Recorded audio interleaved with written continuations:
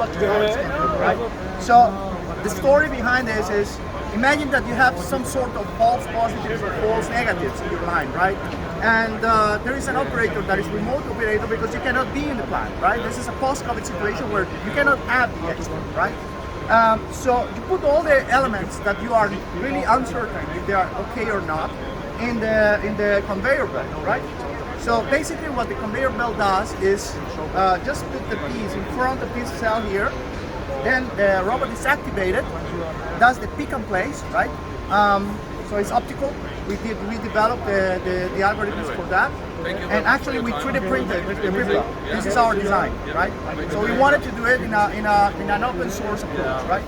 And then, as you can see here, there's a high-speed camera, high resolution, right? And there is a full virtual reality system that is handled there. You can see it later on. If you want, you can try it. What you are going to see is the whole system in 3D in an immersive environment in the Oculus Rift, right? And then you will be able to manipulate the last joint of the robot. So you can actually rotate and manipulate the piece as you wish, right? And then you decide if the piece is okay or not. This, for instance, is okay, but it has this small detail here, right? You can actually look at these details, right? So you decide if the piece is correct or not, right? All the communication that you are looking at here is through 5G. We have a full 5G system here, emitting and receiving all the data, like not only camera, but cobot, and so on and so forth. Plus, and you're going to see it later on when we move to the next part of the stage left, inside the virtual environment, you will have like a virtual screen, right? And you will have a virtual HMI, so you can control the robot from there, right? The virtual screen will show you all the information collected from the sensors from the Aingura insights, right? So you will be able to see the machine status, you will be able to do some prognosis. If you connect sensors to the machine, like accelerometer or something, you will be able to see them. And it's going to be a full cinematic experience because you are going to be immersed, right? You can actually have a very big screen inside the virtual environment. So let's look at this. Here is,